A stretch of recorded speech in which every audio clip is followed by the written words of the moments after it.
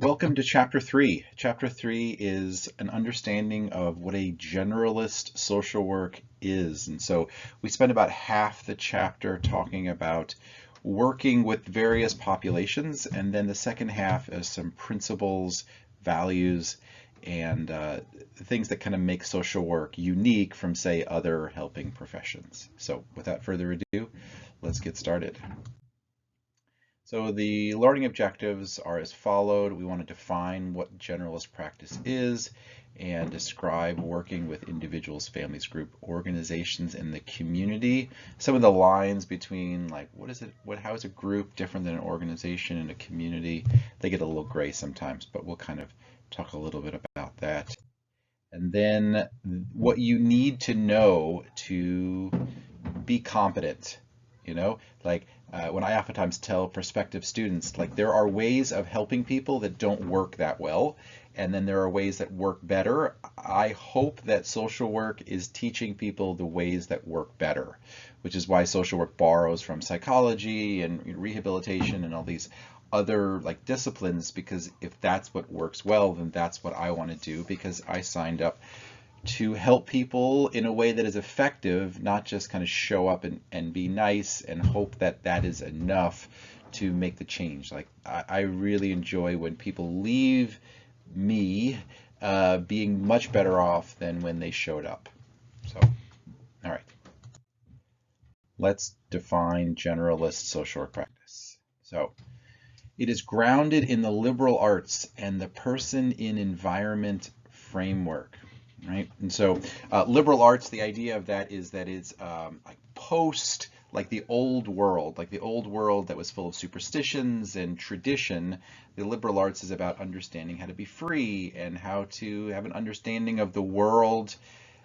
Person in the environment framework says that you can't just treat an individual who's acting bad or strange separate from where they're living and where they came from. It could be that somebody is acting really strange compared to your environment and the way that you grew up, but maybe they're acting in a way that actually works pretty well in their environment. And so it's about understanding that maybe what they're doing, be it dysfunctional, it's actually a survival technique that works well where they're at. So for instance, a person who is always agreeing with the authorities, maybe their parents, they're always kind of going along with it, but it's causing them problems. And so from the outside in, it's like, hey, start sticking up for yourself. But the reality is that might cause them more problems because the authorities, their parents, might treat them really poorly. There might be severe consequences for that.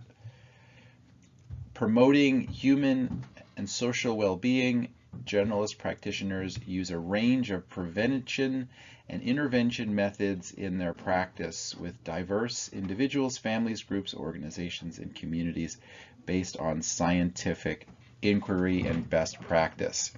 A change agent is someone who assists, and the Council on Social Work Education, which is kind of the governing body, says that all practitioners, or all social work programs rather, need to train their students in generalist practice.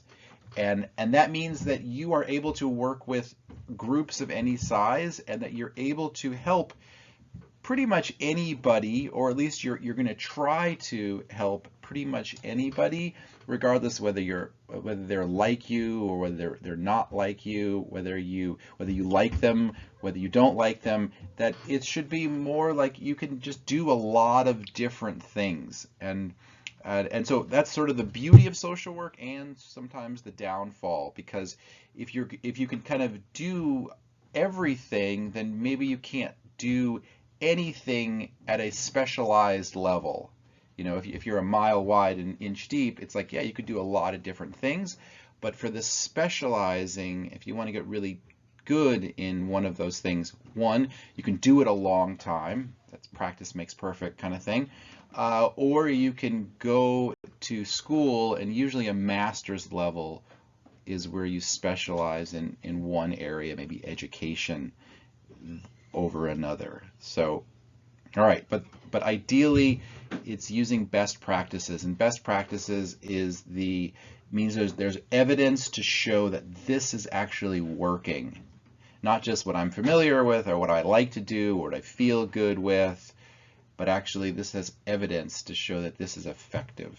Right? And that's important. Really, we want to do that with everything. You know, you want to, I don't know, lose weight. It's like you want to do what the best practices are, because maybe, I don't know, running a mile every morning, it has not been shown to be effective. But I don't know, skipping dinner has been shown to be effective. You know, so these are kind of common things that we all want to do in areas of our life. We're just applying them to social work. All right, describe social work practice with individuals, families, groups, organizations, and the community. All right, so individuals are probably the group of people that you're going to work with the most. At least that's my experience. When working with an individual, you're trying to resolve the personal issues that that person has. You're going to focus on the strengths that they have. You know, you are creative, so let's use your creative in helping you solve the issue that you are trying to deal with. By the way, I'm looking at the individual as a partner, as a co-conspirator in helping them solve their problems. I'm not looking at them as someone that I am treating. You know, that's sort of a doctor-patient relationship that doesn't work as well in social work. When somebody doesn't have as much knowledge as the specialist, it tends not to go well. The reality is the client has way more information than the social worker will ever have about their own life. They also have a lot more interest in improving their own life than the social worker does. So it makes sense that the individual would employ, in a sense, the social worker to help them solve their own problems, right? Social work with families. Families can be thought of as an interdependent. Fancy word, it just means that one member is not independent, they're interdependent. You have individuals, but they are dependent on other people in their family. There are things that children can do. They have the ability to pay attention in class. They have the ability to do their chores, but they don't have the ability to keep the roof over their head. They are dependent on their parents. Their parents are also dependent on the children for some things, right? So people are interdependent. So one change that occurs in the family affects all others to one degree or another. And so if it makes more sense to include the group, then you should do that. It may be that the group is needed to help the individual. Right? So that example that I used earlier, where the child is allowing people to kind of, you know, like make too many decisions for her. She's not sticking up for herself, and the family would be a great group to bring into the sessions and saying, hey, this person is having problems. Maybe the problems showing up at school where kids are bullying them and they don't feel good while they're at school. But maybe they're learning those things from the family. And so until the family changes, maybe the family doesn't realize that they've taken advantage of the passivity of the child, because that child's probably pretty easy to parent if they could kind of just do whatever the parents say. But they may not realize that it's having the negative effect in other ways. So bringing the family into the change process might be really helpful for that. Social works with groups. People oftentimes feel comfortable when they see other people that are similar to them. You know, so for instance, like maybe somebody has social anxiety, but they're like, I don't want to go to a therapist because I feel anxious, and so going to a therapist make me uncomfortable. And so if they go to a group where everyone there has social anxiety, they feel like, wow, all these people are like me, and so I feel more comfortable because I'm pretty sure they get it. They know what it's like to be in my shoes. And so that is the place that's going to be more effective for them. So it's also more efficient. If you're, say, a social worker who's teaching a skill, like an education skill, you could do it one-on-one, but it's going to take you the same amount of time, probably one-on-one, as it is teaching a group of 12, right? And some self-help groups, for instance, are very effective.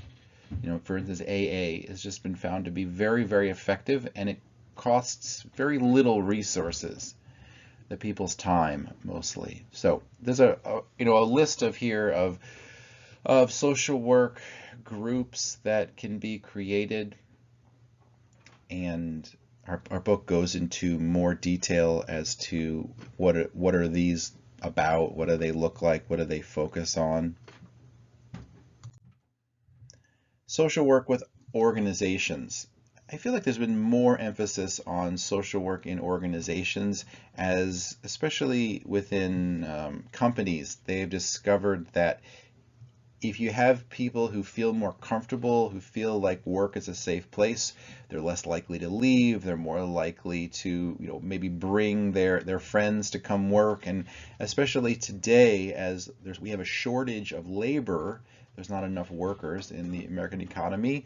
There's just maybe more openness to see what positive changes can be made to make the organization more effective.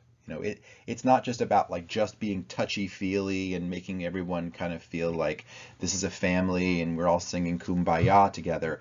It's more about like, how can I motivate people to do work that maybe right now they feel like is not really in their best interest. Maybe a worker is just showing up just to get a paycheck and they're doing the bare minimum. Well, maybe a social worker, probably a specialist here, can say, hey, you can motivate these people to work harder by doing these things, right? So you're going to focus on what are the needs of the organization. Maybe you need to have people work harder. There was actually a group that I just heard about out in, Colorado, I think, and they were employing, it was during World War II, and they were employing a lot of women because a lot of the men were fighting in the war, and they needed them to, I think they were knitting or they were sewing something like that, and they needed them to work more. They needed more output, but what they found was that the women were only producing like 4 or 5 hours of work, and so they had a big meeting, right? That's a very like social worky type of thing. They had a big meeting and they asked people like, hey, we need more effort like from you all. What can we do? And while you might be thinking pay more money or time off, what they said was, we need a coffee break. And so the employers are like, okay, we can do that. So they brought in a coffee break, and that increased productivity dramatically. So what are the needs? A list of solutions. What are the good sides of that solution? The bad sides. You're going to select a solution. You're going to do the solution. And then evaluate, is it effective or not? This place in Colorado evaluated their solution, and they found that they were much more effective at that. So the book goes into talking about the different types of managers.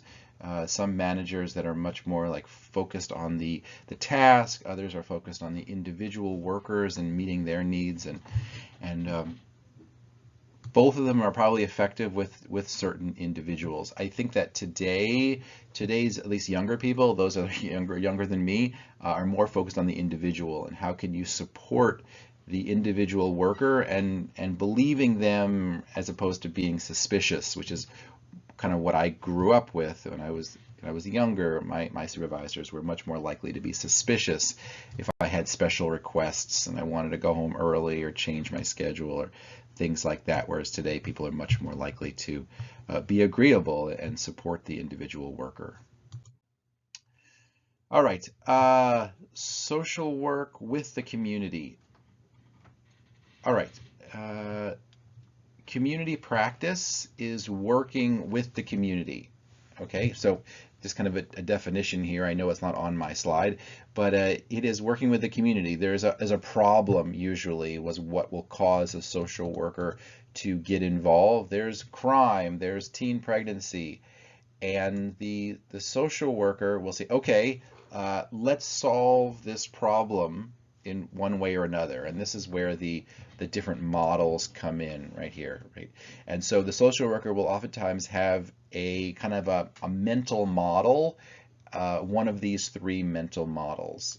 And so the first mental model is the community capacity. And so the community capacity is probably more like your like democracy, and we need everyone involved, and it's going to be grassroots, and we're going to involve the people who have a lot of power and the people who have very little power, and we're going to solve this problem through creativity and the fact that we're going to draw on our community resources, because every community has resources, and even your community has lots of resources. So that's the community capacity model, right?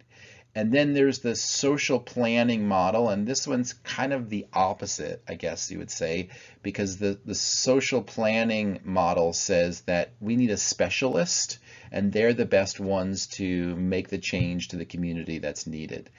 And the money is often supplied by the people in power. And so as you might imagine, if you're the person in power and you're paying a specialist to solve the problem, they're not going to make radical changes such that you are no longer as powerful, because that's like, if you're being paid by someone, you're not going to like make it worse off for them, because that's like biting the hand that's feeding you, And so you might have a community participation, you might not have community participation, but this is a very top-down way of looking at changing a community. And then social advocacy. I guess you could say that social advocacy is the opposite of social planning. I think I was wrong. Maybe community capacity is sort of like the third type that's different. Social advocacy model says that there is victims, and then there's the powerful people, right? And so if we're talking about, say, crime, we're going to say, well, the people who are committing the crime are only committing the crime because the people in power won't share power. And so it's very much like we're going to take the side of the victims, the minority group, the marginalized, and then we're going to go advocate on their behalf in front of the powerful people who are blocking and hoarding all the resources that's causing the problem. Like that's what's causing the problem ultimately in that. If you're familiar with Karl Marx's theory, this is definitely much more along those lines. So all three of those models could potentially work. This next slide looks at the different ways that those can be effective. So for instance, when you look at like what is the goal, so like for instance, let's stick with the crime idea, so the goal is that you're going to improve community living, because most crimes are committed by people who are on the outskirts of society, and their life is really hard, And who's going to do this? The people themselves. It's self-help, right? Whereas looking at the social planning model, it is going to be on the task. It's going to be on the goal, right? We're going to use problem solving, and so maybe we need more police, or maybe we need more education in the schools, but it's not the people helping themselves, it's the powerful people figuring out what the missing part is, and then you do that, right? Whereas social advocacy is saying, hey, this is about power, and who has power and who doesn't, who are the oppressed groups, and we're going to focus on institutional change. We're going to make a lot of changes here. So I won't go into all the different parts of this, but they are, they're different. if you look at the practitioner roles, like what is the social worker doing in these different models? So in the community capacity model, they are a facilitator, they're coordinating, because they're going to say, listen, there's a ton of smart people who are already living in the community. They know more than me. They have more interest in making a change than I do. So all I have to do is kind of bring them together, help them focus on what they want to do, what they already know how to do. That's going to be their role.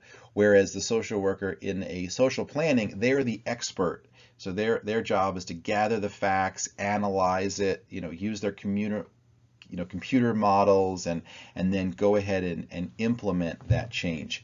Whereas the social worker in the social advocacy model they're an activist. They're going to advocate. They're going to take the side of the victim and go talk to the powerful people so that change can happen. They're a negotiator on the behalf of the victim. So quite a bit of difference between those three models, but potentially all of them could be more effective. Probably in some situations you'll want to use one model over another. Probably other situations you'll want to use like kind of a combination of the three of them. I tend toward, because I'm more of a moderate, I tend toward the community capacity model, because in my experience there aren't that many bad people.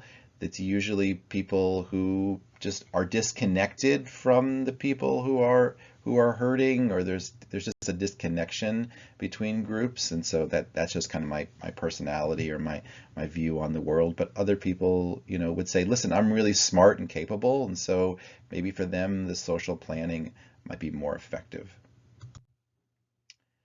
All right, summarize the knowledge, skills, values needed for social work practice. Okay, so as a part of the generalist practice, the Council on Social Work Education has said that there are some basic standards that need to be met.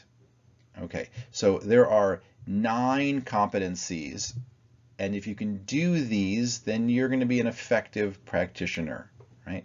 And so ethical and professional behavior, kind of like you have to be a professional. You're not going to be friends with your clients. I mean, it doesn't mean you can't be friendly, but your primary relationship is professional, and you're following a code of ethics. You're addressing human rights concerns. You're making sure that people have these basic rights just because they're human. You're going to use research-informed practice, and then potentially you're going to inform your, research-informed practice, and then practice that is informed by research. And so you may be doing research, or you're practicing using the techniques that have been discovered through research. Right? And what else? Engage, assess, intervene, evaluate individuals, families, groups, and organizations. You're going to be able to meet people on various groupings. So if they're coming to you as an individual, you're working with them there, and if they're coming to you as a part of a group, or you're working with a community or a family, you're able to kind of understand a little bit, at least enough to get started, about these groups and how they're different from, say, the individual, or working with individuals, in order to understand and facilitate change. Values. Social work values are beliefs, preferences, or assumptions about what is desirable or good for humans. Okay, so social work says that we should think about what is important, and this is especially relevant when there's competing values. So for instance, if a person says to you that they are being beaten by their lover, then you have a potential value conflict, especially if they tell you, please don't tell anybody, because you're my therapist, you're my social worker, I'm asking for you to keep this confidential, right? So you value confidentiality, but you also value their safety. So both of those are desirable and good. And so it's about thinking along these lines, and our book points out that it's not always the easiest thing to discover what is the right thing to do, and that's why you have to kind of like wrestle with this and talk to other your supervisor or other people who are involved in this, and to figure out like which value is going to be the best here, right? So the National Association of Social Work, they come up with a code of ethics, and they say, that these are things that we should value. There's a beliefs and the assumptions that are going to say this is what social work is about, right? So the first one here is the respect for the dignity and the uniqueness of the individual, right? So you respect people just because they're an individual, like whether you agree with them, whether you like them, whether they've done terrible things or whether they've done saintly things, it doesn't matter. You are going to respect them as an individual and work for their good, like regardless, right? And that doesn't mean that you have to endanger other people or endanger yourself, but you just have this like core level of like, I respect you as an individual, and you're more than the problems that you create, right?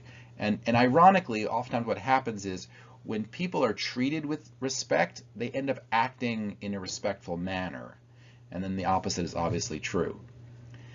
The client's right to self-determination. This is a tough one because we oftentimes think we know best. I think I know best anyway. You probably do as well.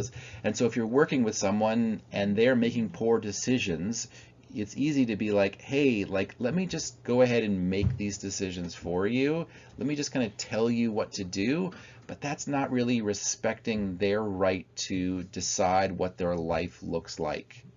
And so in the same way that, we allow each other the right to determine the way our life goes. Let me give you a great example.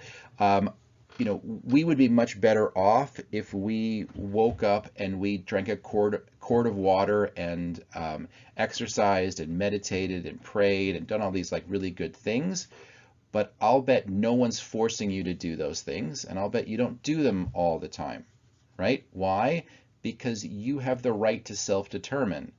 And if you want to skip work and eat Doritos while watching stupid TV shows, like, you have the right to do that.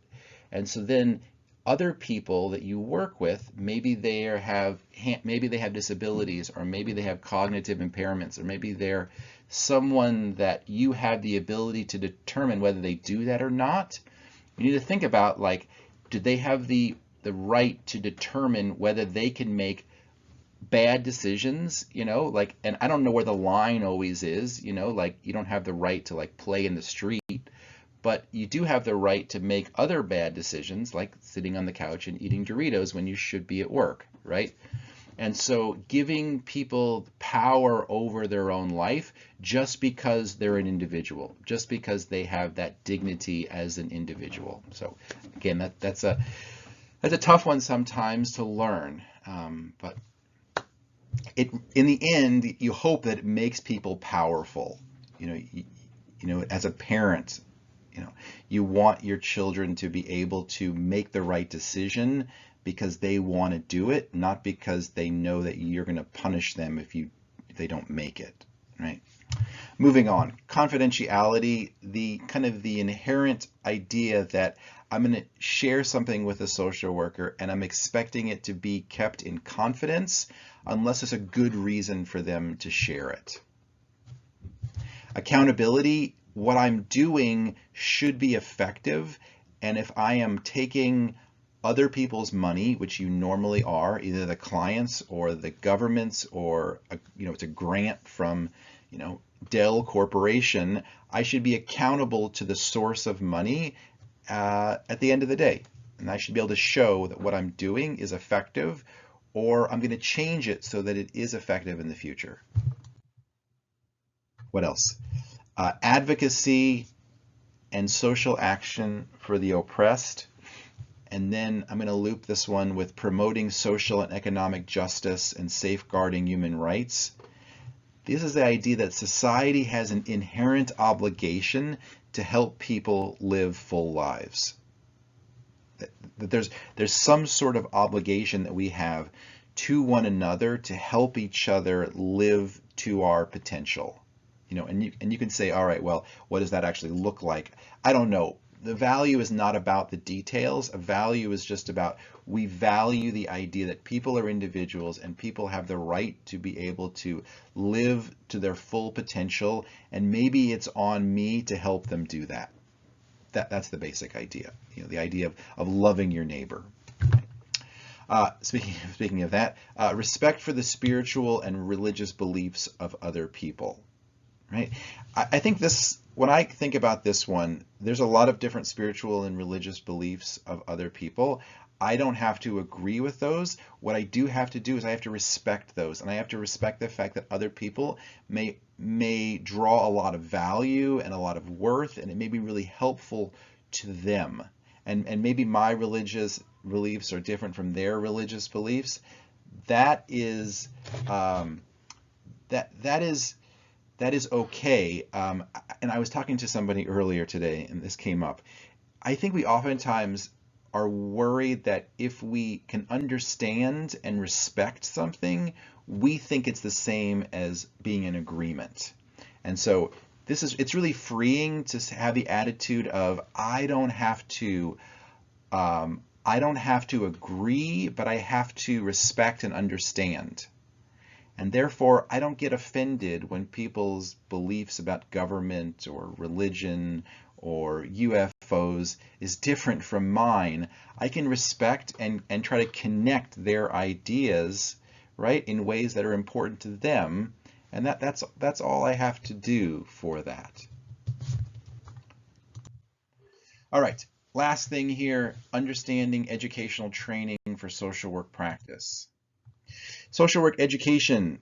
We are most familiar here at Shawnee with a 2-year associate degree program. That sets you up to do things like be an aide for a social worker, or be a technician, be a probation or a parole aide, a mental health aide, a child care technician, residential care aide, community service assistant, case manager, like I used to think about it like above like your DSP, your direct support persons, but below maybe the supervisor or the specialist, the counselor.